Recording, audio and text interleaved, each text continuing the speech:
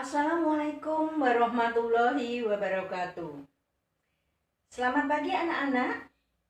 Jumpa kembali dengan Bu Siti Masita dalam pelajaran Bahasa Indonesia. Apa kabar kalian hari ini? Sehat bukan? Nah, sebelum kita mulai pelajaran hari ini, mari kita berdoa dulu menurut kepercayaan kita masing-masing. Berdoa mulai. Selesai? Anak-anakku, sebelum kita mulai pembelajaran ini, itu dulu di presensi. Alhamdulillah kalian masuk semua, berarti kalian dalam kondisi sehat ya. Pelajaran yang lalu, minggu lalu kalian telah belajar mengenai cerpen ya, mengenai cerpen, apa itu cerpen, kemudian struktur teks cerpen. Nah, pada pagi hari ini kita akan belajar tentang menulis teks cerpen. Karena ini pelajarannya cukup sulit, tolong kalian perhatikan dengan benar apa yang akan Ibu sampaikan. Sebelumnya, kompetensi dasar pada hari ini adalah 4.6. Mengungkapkan pengalaman dan gagasan dalam bentuk cerita pendek dengan memperhatikan struktur kebahasaan. Kemudian indikator pencapaian yang pertama, menyusun karangan cerita pendek berdasarkan kerangka karangan dengan memperhatikan struktur kebahasaan. Yang kedua, menyusun cerita pendek berdasarkan pengalaman atau gagasan karya sastra, dalam hal ini cerpen, dengan memperhatikan struktur kebahasaan. Kemudian tujuan yang akan kita harap, tujuan pembelajaran pada hari ini apa? Setelah mempelajari materi ini nanti, kalian diharapkan dapat mengungkapkan pengalaman dan gagasan dalam bentuk cerita pendek dengan sikap kritis, kerjasama, kreatif, dan komunikatif. Oke, kita mulai saja. Apa saja yang diperhatikan di dalam menulis teks cerpen? Yang pertama, memilih topik atau tema. Di sini temanya bisa tentang percintaan, misteri, pendidikan, persahabatan, sosial. Yang kedua, kemudian kalian menentukan jenis cerpen dan target bacanya.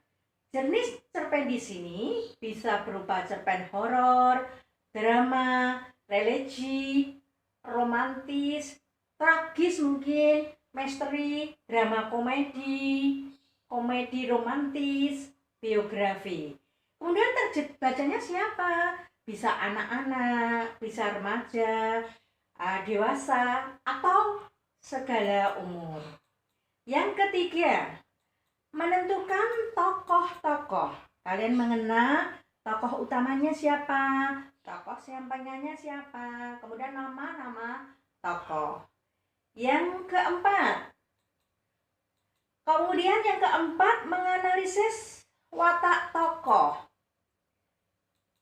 Ada penggambaran watak. Penggambaran watak di sini bisa dilihat dari dialog antar tokoh, kemudian pikiran tokoh, kemudian penggambaran fisik tokoh. Lanjut, kemudian menulis garis besar cerita. Ya, menulis garis besar cerita. Garis besar cerita meliputi apa saja yang akan terjadi, konflik yang akan terjadi, serta penyelesaian. Selanjutnya yang keenam, menentukan alur.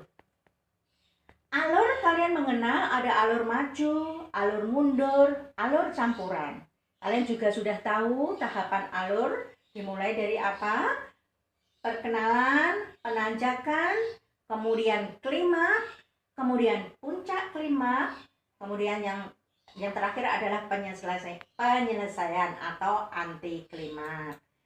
Selanjutnya, menentukan latar cerita.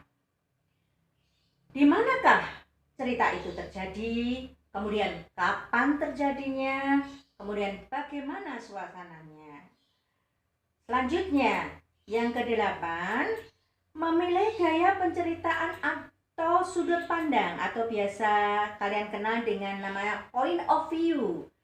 Nah, di sini bisa orang pertama selaku pelaku utama, bisa orang pertama selaku pelaku sampingan, bisa orang ketiga yang serba tahu, bisa orang ketiga sebagai pengamat.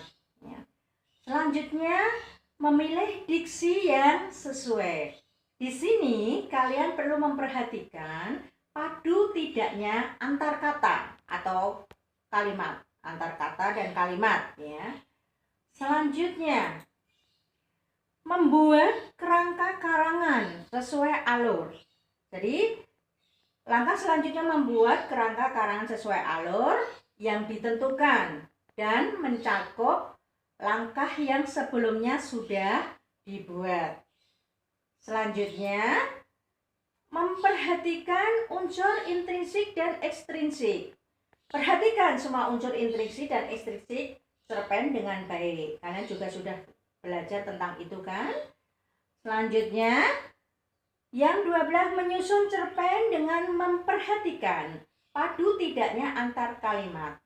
Di sini silahkan kalian tulis cerita sesuai kerangka yang telah dibuat dan berikan diksi yang benar-benar tepat dengan memperhatikan padu tidaknya kalimat.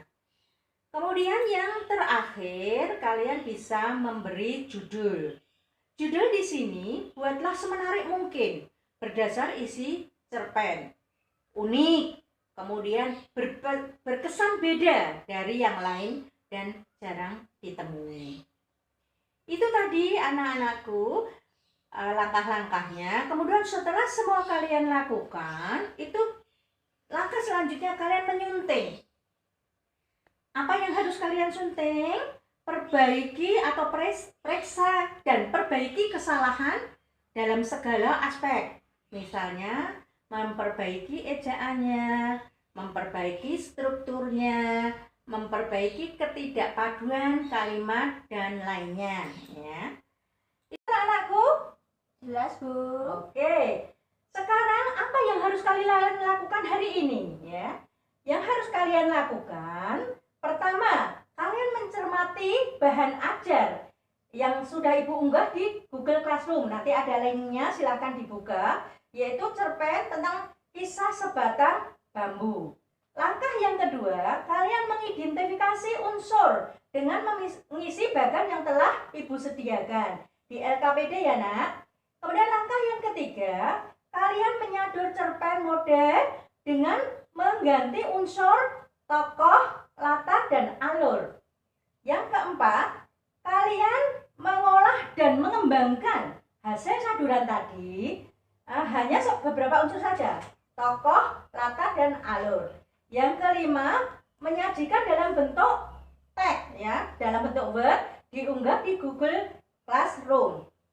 Selanjutnya, nanti kalian menyimpulkan di kolom komentar unggahan hasil kerja teman. Dari pembelajaran hari ini, apa saja yang dapat disimpulkan, Nak?